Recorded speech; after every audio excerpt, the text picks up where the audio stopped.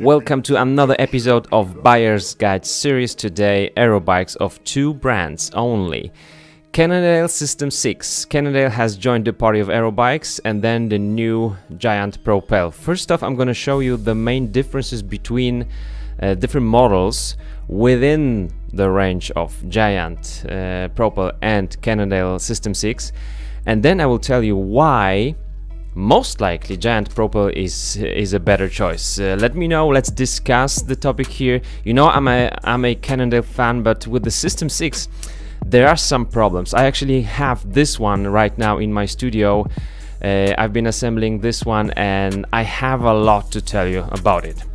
Let's start with what frame sets we've got. What are the main differences between different SystemSix models and then Propel models? Basically, Cannondale is giving you two chassis.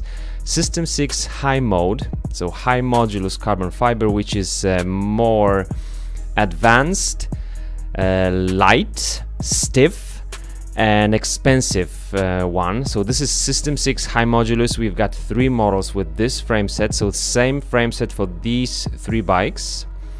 And then also the SystemSix non-high modulus, which are the two bikes, same frame set for Carbon Dura Ace and Carbon Ultegra bike, no alloy version here, but the SystemSix Carbon Ultegra non-high mod doesn't really have the Aero wheel, so it's not 100% Aero racing bike. So this is easy with Cannondale.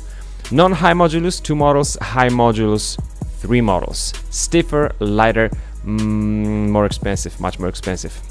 And then Giant has actually 3 versions for us. When you see Advanced SL for different models of Giant, not only for Propel, Advanced SL means the highest grade of carbon composite layup. So it's just, you can read it just as the high mode for Cannondale. So high mode 3 models here, and Advanced SL 2. Actually, there are 2 models here and 1 here, so 3 models right there. And then we also have Propel Advanced Pro disc and Advanced disc. Advanced and Advanced Pro will have the same frame, but Advanced Pro will have full carbon fork, whereas this one has carbon blades, aluminum steerer. So these are the main differences. Here the fork will be different on those two, but the frame is Advanced Pro, so just like the Cannondale non-high mode frames, and this is like high mode Advanced SL. For these models, Giant also gives you an integrated seat post. So here you have just the normal standard seat post that slides into the seat tube, and here the seat tube just extends to the seat post, and then you just have some chance of adjusting it for your height, for your bike width. Of course, it's just enough for one person to adjust the height when your bike width changes over the years, over the seasons. Now, why Giant and no Cannondale?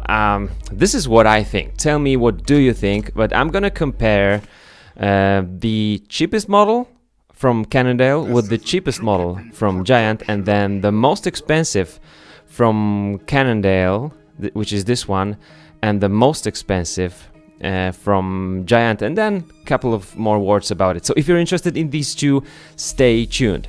This is Propel Advanced 1 disc, $4,200, and this is $4,200 Cannondale SystemSix Carbon Ultegra. You can tell straight away that Giant, as an aero machine, will win with the truly aero wheels. An aero racing bike isn't a really aero bike without aero wheels. Wheels play a huge role, if not the biggest role, because they spin so fast. And here we have aluminum, fulcrum aluminum 35mm deep wheels, and here we have carbon 65 by 42 millimeters wheels, which means this bike will be much faster. This weight of this bike, they are giving us weights here, which is surprising for Cannondale. I'm happy about it. 8 kilograms. It's true, my weight shows 8.1 kilogram for this bike, size 56. And this one, I found info on the internet, for the medium large frame it will weigh 8.48, so let's say 8.5. 400 grams, about 400 grams more than the Cannondale SystemSix, but 35 millimeters wheels against 65, 42. This one crushes SystemSix even in terms of the weight. That's what I can tell you.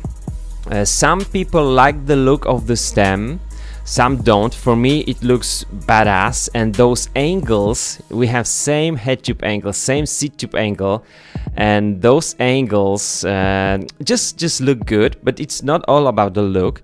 Here we have the integrated cables. So the cables, you can see just the shifting cables outside for just like 5 centimeters, and they go into the stem. On the SystemSix, it's a little bit different. You don't see that well.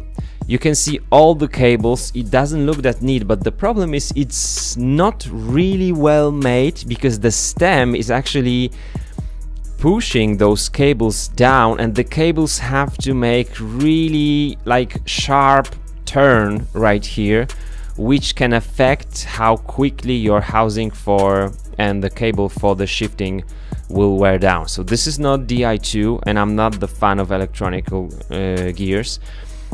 So here the cables go under the stem, and here they go over the stem. So they go over the stem and then into the frame, which looks better. I haven't been assembling this one, but this one is kind of a pain, and it's not gonna be just easy for traveling if you plan so. First off, carbon wheels, and then also the cockpit is, in my opinion, much better than on the Cannondale. And Cannondale say they have been designing this bike from the ground up, which means from the wheels and then the frame, and then when you get the wheels, which have nothing to do with not 64 Cannondale wheels, you don't really get the Aero bike. So same price, $4,200, but this is race ready Aero bike. This is not. And as you know, such wheels would cost quite a lot of money. That's why Propel Advanced one disc just crashes SystemSix. That's my opinion. I know Cannondale have been designing this for a long time. They have different approach for the bike, and they've spent a lot of money for designing it, but that's the product that we actually get for $4,200. And then when we look at the most expensive bikes, we have Propel Advanced SL 0 disc, and the difference between this bike and other bikes is not only the frame, which is the Advanced SL, but also the wheels here are the SLR 0, not the SLR 1 as on this one and other bikes. SLR 0, which means they will be lighter as well, because the depth is same, 65, 42. Giant has consistently been doing that for all the Propels. Less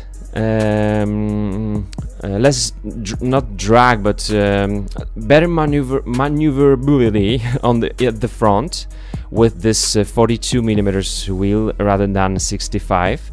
And then let's jump into the Cannondale. This one is good looking. We've got the hologram not 64 wheels, so 64 by 64, and that's what actually fits to the frame.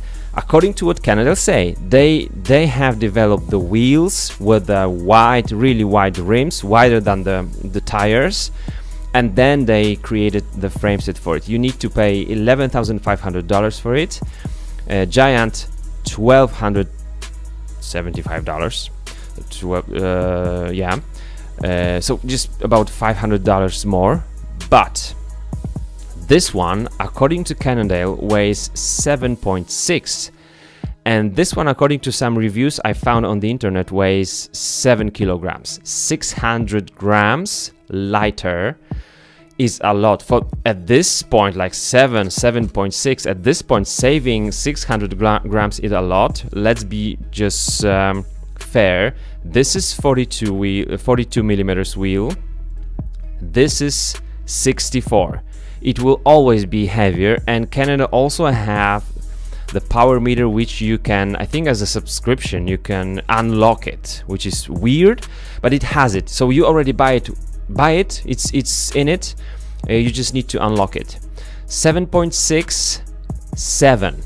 For those who are really curious about the weight of the bike and want to be even faster on the flat roads, 7 versus 7.6 means a lot, because some will just go for the Super 6 or just some climbing machine. This one with 7 kilograms is pretty good. Dura-Ace Di2, Dura-Ace Di2 with the Cannondale hologram, really good crankset, but I prefer it with not with these chainrings, but with this full speed ahead, I think, but with the original chainrings like this one has. It's really stiff and good. But Giant is just better. We have through axles, of course, on both of these bikes. Here we have integrated cockpit, so the handlebars and the stem are one piece. Same here. It looks great for both bikes, and that's pretty much it. The cable routing here, it looks different on this cockpit because this is the most expensive model. So guys, let me know, what do you think? Cannondale, for example, have wider main tube, like the down tube, in the area of the bottle cages, which sounds pretty logical, that bottle cages are wider, and so you want to have more aero frame for your bottles, because you ride with the bottle. Here, it doesn't have. In terms of the look, tell me guys which one you like, but because especially here, it looks like a little bit looks like a man without the teeth at the front. Really, it does look like that, but if the aerodynamics is the priority, which was for Cannondale, I'm sure, maybe it works. Maybe it works. Little bit of the shaping for the front wheel on the Cannondale and more on the rear. Giant only on the rear, but the rear wheel is more hidden here. That's interesting. Let me know, what do you think? There are actually two models which are quite comparable, and that would be the I think the high mode Di2 from Cannondale for $8,000, less than $8,000, and here that would be, wasn't it this one? This one is Ultegra, and here is, sorry, what was that? Which model was that?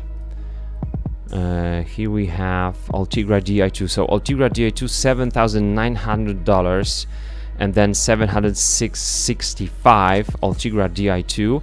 Quite comparable.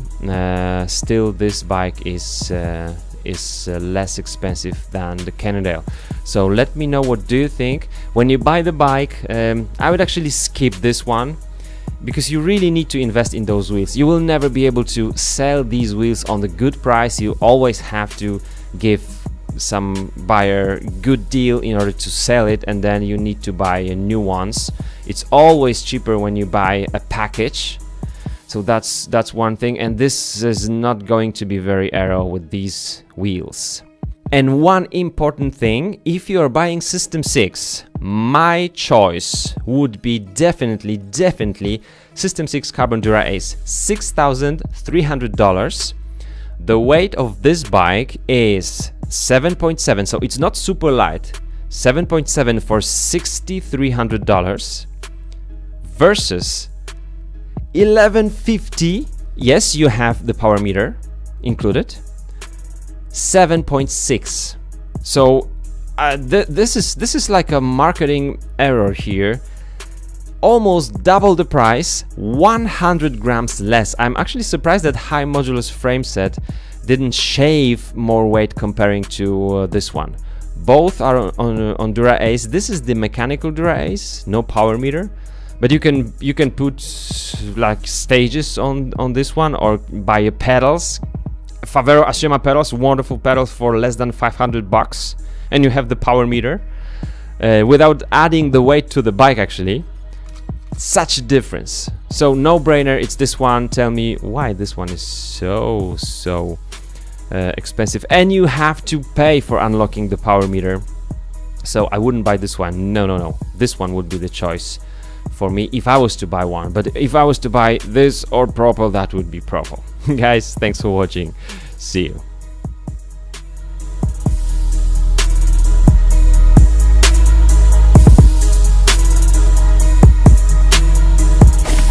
This is a Chucky Beat production.